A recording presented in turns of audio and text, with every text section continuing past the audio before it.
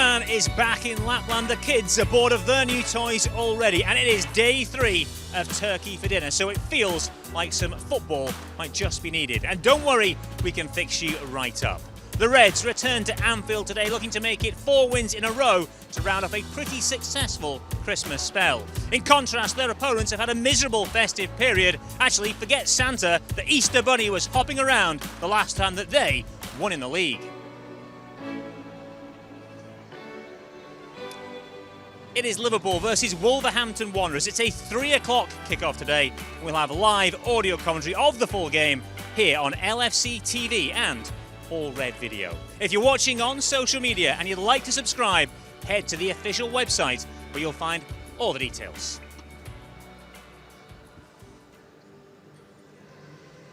You're welcome along to Anfield and to Matchday Live. A very Merry Christmas to you wherever you're watching. A very Merry Christmas to my guests today, Ray Houghton and Jason McAteer. Yes, season's greetings. Jason, give us an insight into the McAteer household. Are you in the kitchen beavering away for hours for Christmas dinner? I'm sure you Chaos will be the word associated with Christmas in my house. Are you involved in the cooking? Do you do the prep? Do you do the cooking? Do you? I do everything. Peeling. That's my job, the peeling. But yeah, all the Christmas presents, all the kids, they're on point with the new gear. All the Liverpool kit. My little lad come out, looked like he could have played today. So he still got the kit on from Christmas Are they allowed Day, anything on the back apart from McAteer? My Ted, who's 8, he went for Frimpong. And similar position, similar. It was similar, yeah, I understand that. And Logan, my 11, straight McAteer.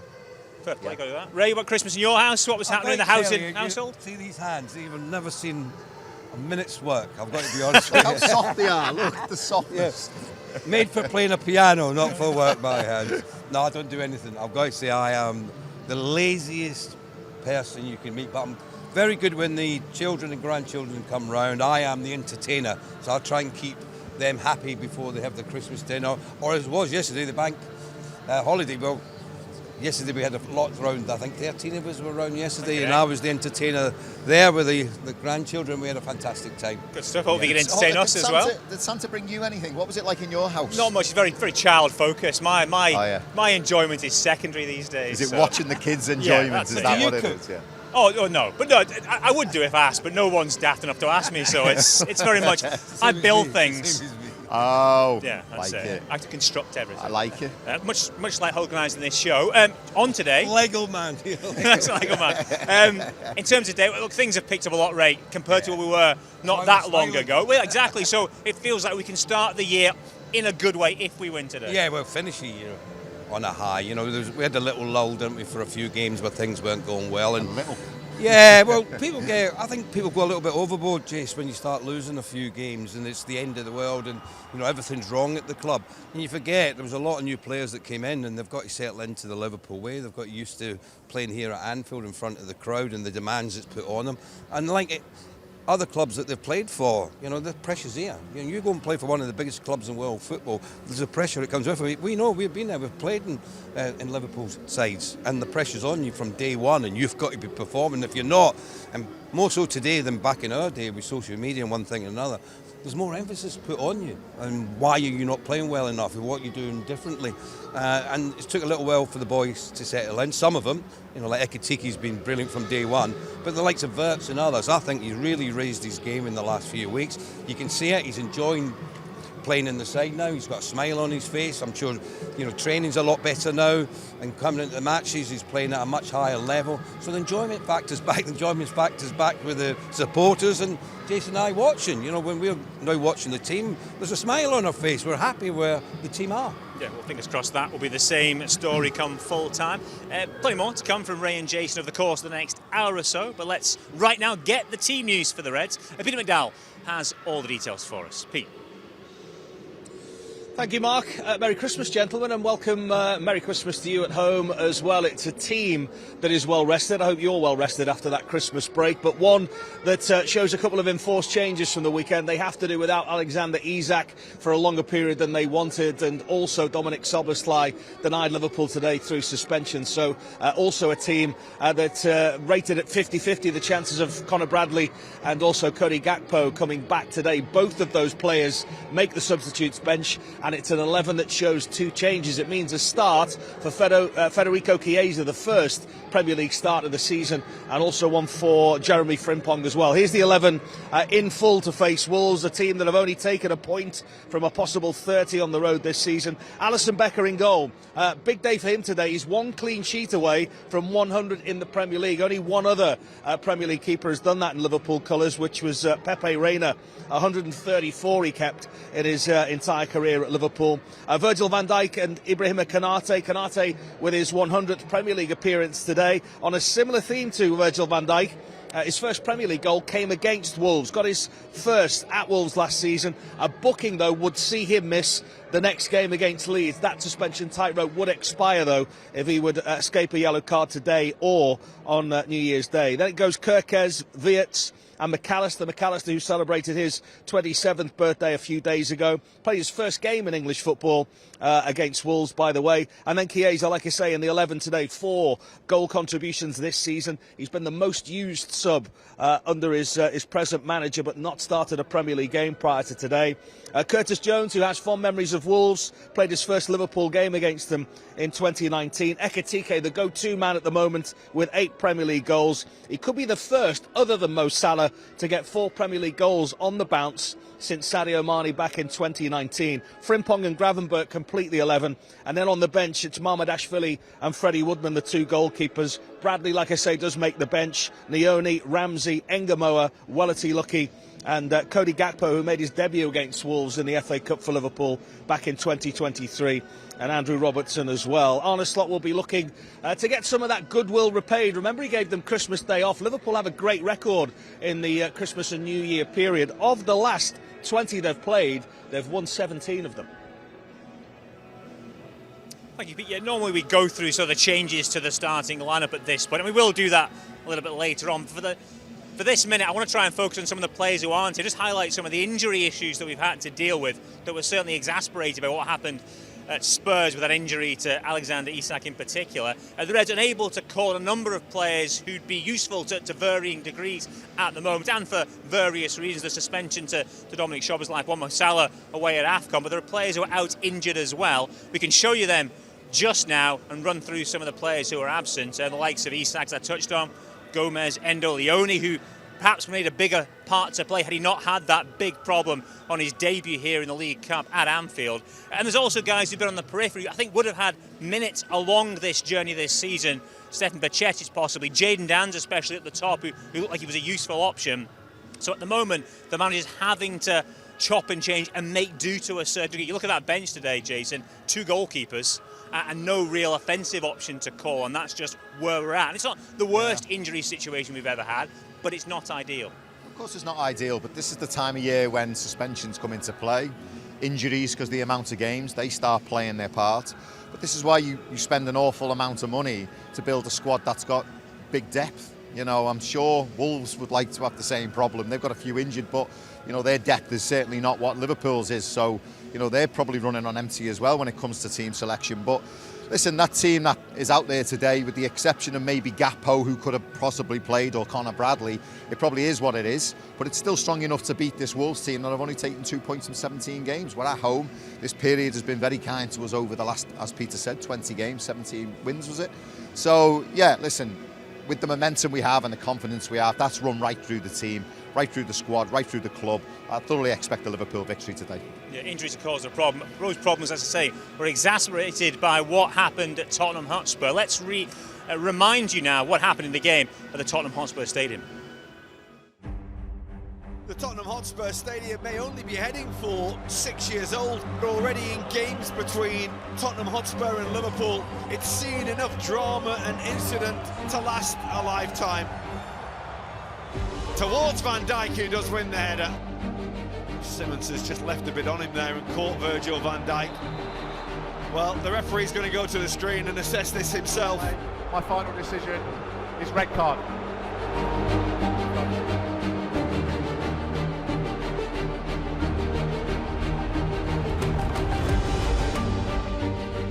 Little thread is for Florian Wirtz, whose shot is tipped away well. Florian Wirtz, and the goal for Liverpool is scored by Alexander-Isak. but he's done so at some cost to himself. It's come back off the crossbar by the deflection. Here's Frimpong. A little touch. Here comes Ekitike. Oh, it's in! Tottenham corner. Theatrical tumble, and then a touch inside the penalty area, and Richarlison has swept the ball home. Strong refereeing is needed here. Romero did have a little lash out, and he's gone over the line this time, and he's sent off.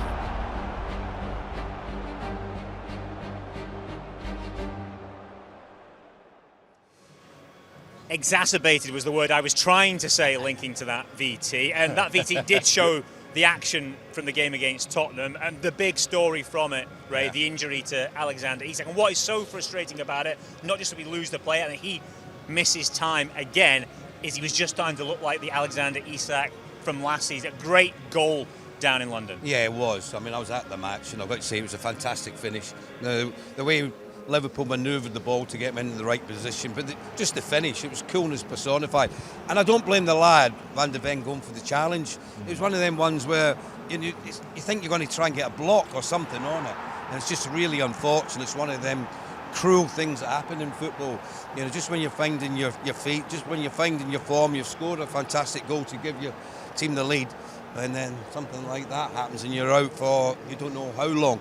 And all you want to do is prove yourself to this Liverpool crowd. So your heart goes out to him and you wish him a really speedy recovery. Some different opinions on the challenge. Perhaps not surprised the two managers had different views. Arne Slot not happy with it. Thomas Frank said basically he'd have been annoyed if his defender hadn't tried to make that challenge. He's not gone to do Isak. He's not gone to harm him to the extent of what we're seeing the injury as what it is. I think he's had every right to go for it.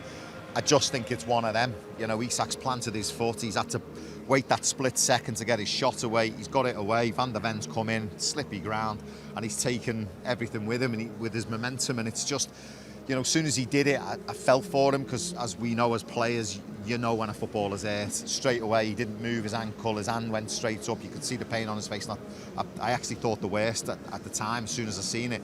And it's turned out to be a pretty bad one. But Listen, I don't think Van der Ven... Listen, if it had been Romero, I might have gone, ooh, there might have been something in that. But listen, it was a physical game, but I certainly wouldn't put that challenge as malicious. Was it too physical at times? Spurs showed quite a bit of aggression, Ray, throughout the match. Or what do you make of it? You're on the ground there. Yeah, I mean, when you look at the sending off Simons, you know, I mean, this was a really bad challenge. I don't know why people question if it was red or not. It was red all day. Yeah. I mean, as soon as you put your studs up, for me, you know, you deserve a red card because that's not you showing that you're tough or you're hard. And even there, when he just come on there, hadn't he? Just followed through, didn't he? So you sort of know what you're doing. I've got to say, though, Mark, there's a lot going on in football at the moment, not just in that game that I watched. People going over when they're not injured, you get a little tap on the face and they're rolling around. It's not a good look. It's not a good look for football. It's not a good look for the youngsters that try to get into the game because you're meant to be a mentor to them. You're not meant to be showing, you know, what you're supposed to be doing on a football field. But when you see quality that gets to situations where you get there, you know, another challenge, you know, which to me, see, these are not challenges from back in our day where it was hard. You were going in and someone was coming in to hurt you.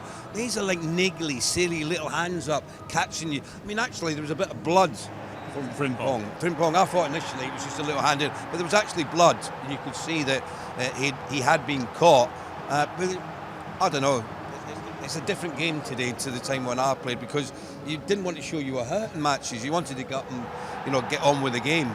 I've got to say, with Romero, I thought he was trying to get sent off. That was what it looked like to me when I was watching the game. He was on a yellow card, and then he was doing some really silly things. And even like that, I don't know what you're arguing with. You know, it's a second yellow card all day long. And you can see there Virgil's trying to do the right thing to move him out of the situation. Yeah, I don't know what they're trying to do. A few Spurs fans have sort of joked that, you know, maybe he wanted Christmas dinner back in Buenos Aires, Romero. It seemed like he was keen to get Christmas off. In terms of the overall approach, is that from the manager, do you think, or is that down to a group of players who've had a lot of poor results, a lot of flack in their own stadium, Tottenham, and they're trying to show that they're committed, try to show the supporters something maybe? We spoke about it, me and Sammy, after the game, and you know, I can understand Thomas Frank in the dressing room. I think he's cutting a frustrated figure at the minute. Home results are poor, so he wants to put a performance on. you're asking more from your players, but you're asking for, when results aren't going well, it's how much do you want it? How much desire have you got? How much do you really want to win this game? And sometimes that can filter over into what Ray's just put perfectly, you know, a team that they've started leaving the foot in, they've started being a bit naughty, they've asked Liverpool, come on, what have you got? We're going to be physical with you. And Liverpool, at times, in certain matches against Everton last season, they don't stand up to that physical challenge. Listen, I'm not saying I'm happy that that's come their way, and certainly I'm not happy about the Isak injury and lads getting injured.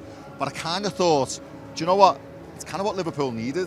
Like someone to, you know, stand up to it, and they did. Liverpool stood up to that challenge. They got up, they carried on, they were there, they got knocked down again, they got back up, they won the game 2-1 away from home. Sometimes you need that. Sometimes you grow from that. Sometimes you grow a bit of mettle, a bit of strength, a bit of mental toughness.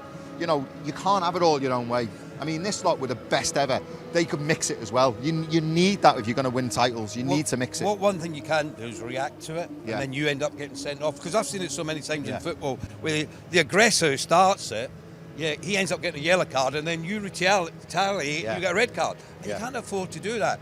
You've just got to bide your time, say, all right, fair enough, you went for the challenge, you caught me, but you know what, next time, 50-50, I'm going to go in and I'm going to make sure that I'm more than ready for that physical challenge. Dominic's yellow card that rules him out today was in part down to the follow-up from Richarlison's actions in the closing stages of the game. They did stand up to it well, but they did pick up an extra injury along the way, that one of Alexander-Isak. Let's hear from the boss on the current injury issues, starting with the Alexander-Isak situation.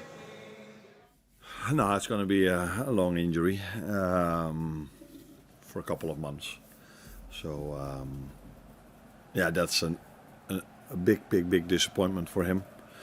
And as a result of that, of course, also for us. Just with all the injuries we talked about just then, are you concerned that the players that aren't injured, there's almost going to be a little bit too much asked of them over the coming weeks and their workload? Are you going to have to give them more minutes than you'd have ideally liked to? Yeah, that's the extra problem you get with injuries. The most injuries we have are not related to overloading. So if you look at Alex's injury, that has nothing to do with overloading a player. The same with Wata. Of course, there are one or two that might have to do with overloading. So Cody has a muscle injury, and the same is to be said about Joe Gomez. But yeah, this was, for me, a reckless challenge. So I think I've said a lot about the tackle of Xavi Simons, which for me was completely unintentional.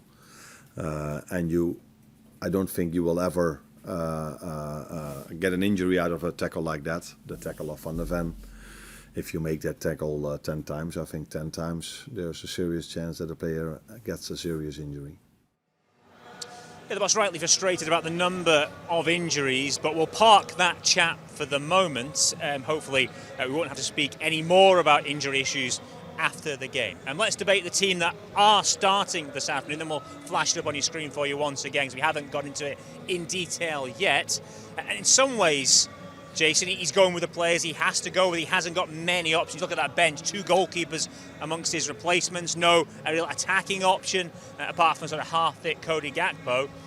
He's got to go with what he's got. Yeah, I touched on it before, didn't I? I think the only 2 from the bench you could look at and say they could possibly start is Gakpo.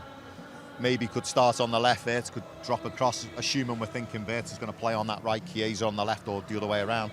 But you've got Bradley as well, who's coming back. You know, he possibly could have slotted in probably a more comfortable right back than what Frimpong is, defensive-wise. But I just think if you think about it, Liverpool are going to have a lot of possession today. They're against a real wounded animal in Wolves, aren't they? And it should be about the way Liverpool start, the amount of possession they have and what they do with the opportunities that they will create, because they will. Listen, Liverpool, this is still a work in progress. I know we're 6 unbeaten, I know we've had a few clean sheets. There is a bit of momentum and confidence, but there still is a work in progress. We can't get carried away. Listen, the table is condensed because everybody's taking points off each other, and it's kept us in with a realistic opportunity of Champions League football. We just need to keep building. It's just unfortunate that the consistency in team selection is not there again, because that's what we kind of want in it, like consistency in selection. The name that kind of jumps out from the starting line really is Fede Chiesa. Just 2 starts so far this season, both have come in the League Cup. A big day for him, and a great reward, I think, for his attitude around the place, because it could be really easy for a player, especially who's done what he's done in the game, to get frustrated about a lack of starts. But he always has a smile on his face when he comes on. He's always committed. It always looks like he's part of the club, part of the team, and he gets an opportunity from the off this afternoon. Well, it is a squad game after all, Mark. You know, I mean, it's not just about your starting 11. You need players that can come on from the bench and make an impact, and that's certainly what you're looking for. We had that last season. You know, if you're thinking Nunez, was it against Brentford, he come on and scored a couple of goals. You need players that can come on. And was involved at that point as well, in that exactly. game. So you're not always going to have the same 11 in every game. You need players that can influence it. You need, what the manager would say, staple players who can perform at a good level week in, week out when required. But I like the point of view that most of the players who played against Spurs and against the other teams that were Brighton recently are in the start 11. Why? It's because you're getting consistency of performance. They're understanding each other's game. More you play, the more understanding you have. And that's the beauty of playing the same team week in, week out, particularly when you're getting good results. If you're not getting good results, that's when you start changing it, because you try to find the formula to win. But he doesn't need to do that at the moment. He's found it. He's got a group of players who are working hard for each other. Midfielders knows each other the game. It's very difficult to leave players out at the moment when you're playing at that level.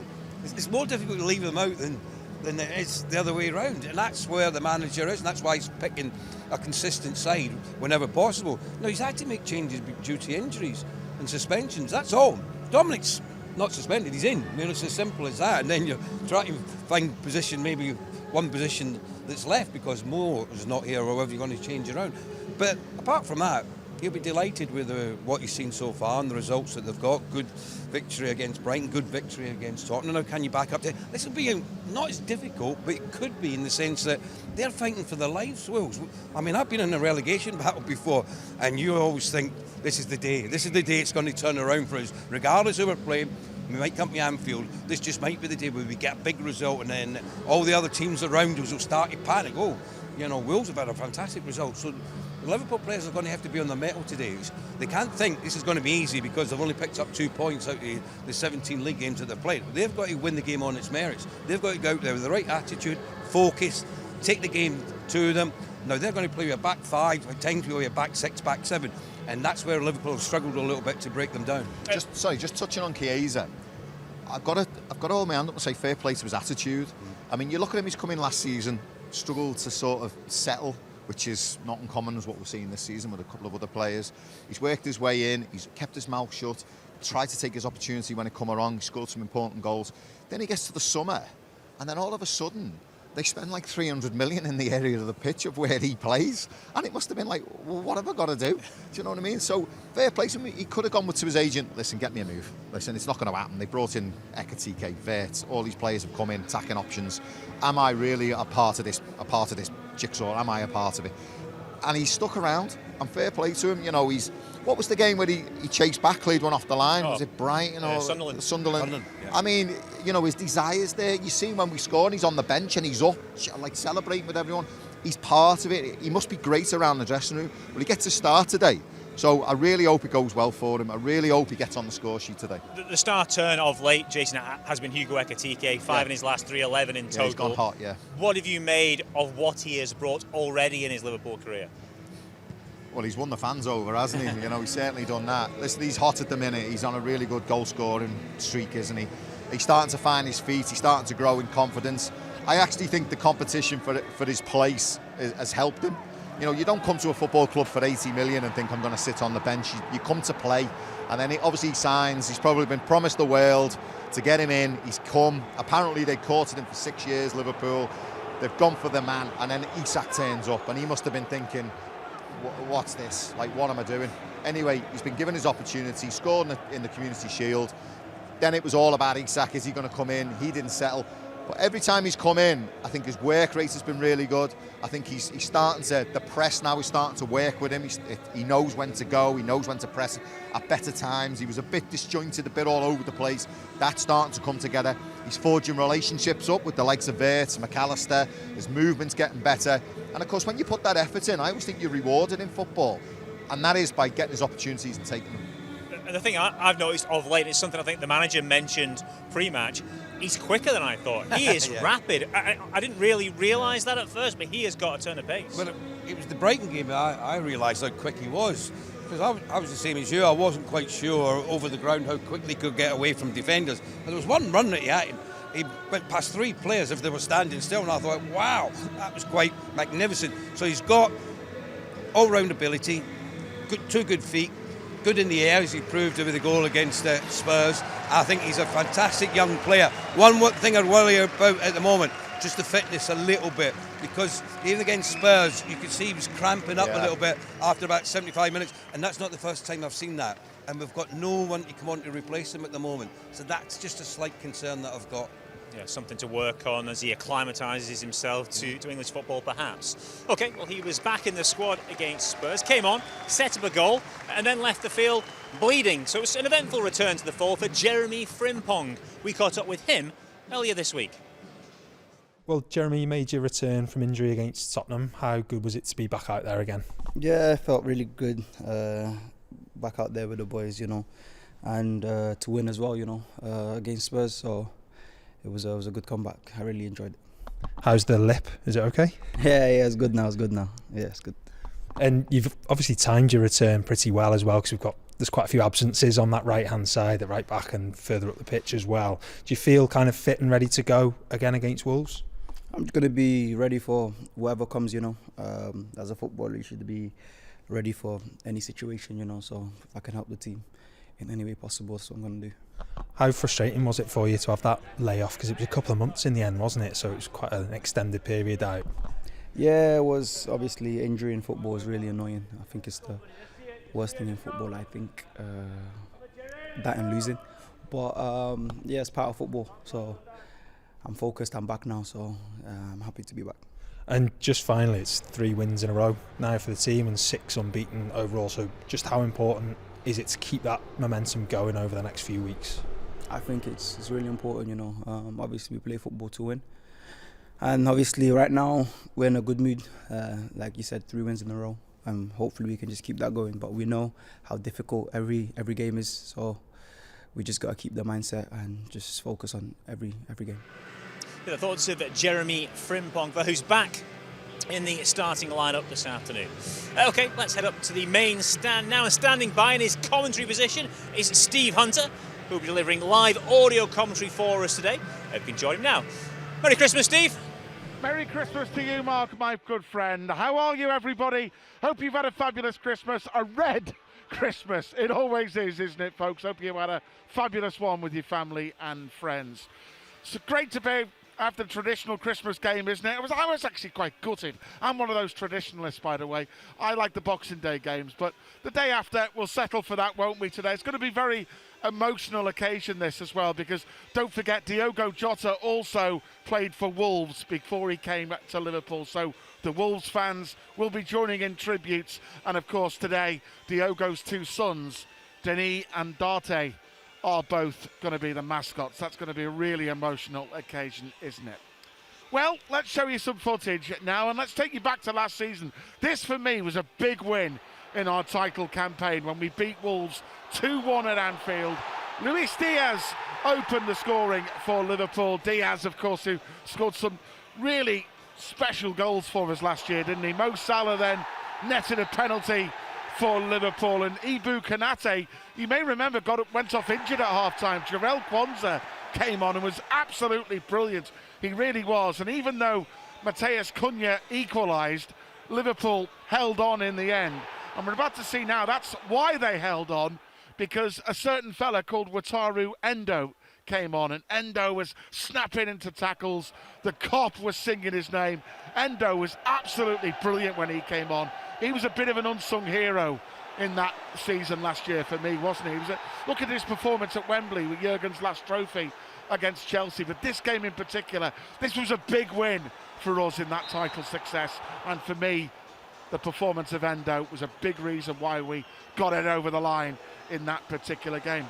By the way, folks, just looking on the way Wolves have been training, just their goalkeepers out at the moment, I'm thinking maybe a bit of aerial bombardment from Rob Edwards today, because when Liverpool goalkeeper Georgi Mamadashvili, Freddie Woodman came out to warm up, they were almost missed by big straying balls. Jose Sarr, the Wolves goalkeeper, was launching it towards the Kop end at penalty area in the end. So maybe Wolves trying to give us a bit of an onslaught. But I tell you what, though, today, folks, with Federico Chiesa back in the team, you know that song is going to be blasting around Anfield. I remember that at the parade. That was ringing around all the bars. People were singing it non-stop.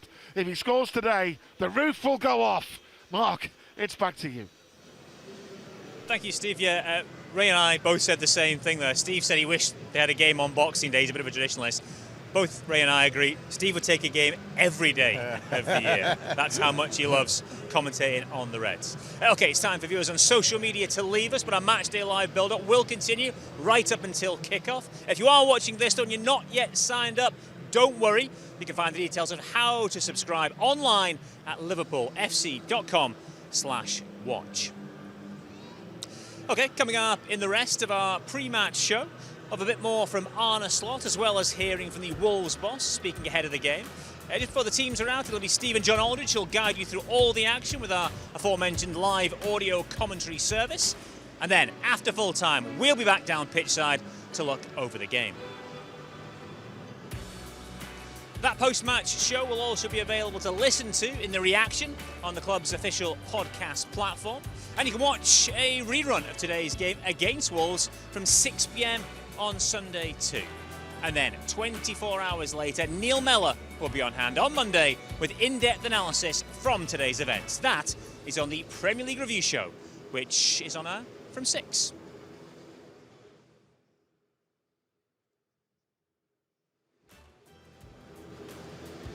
Okay, we are building up to Liverpool taking on Wolves. It's a 3 p.m. kickoff here at Anfield.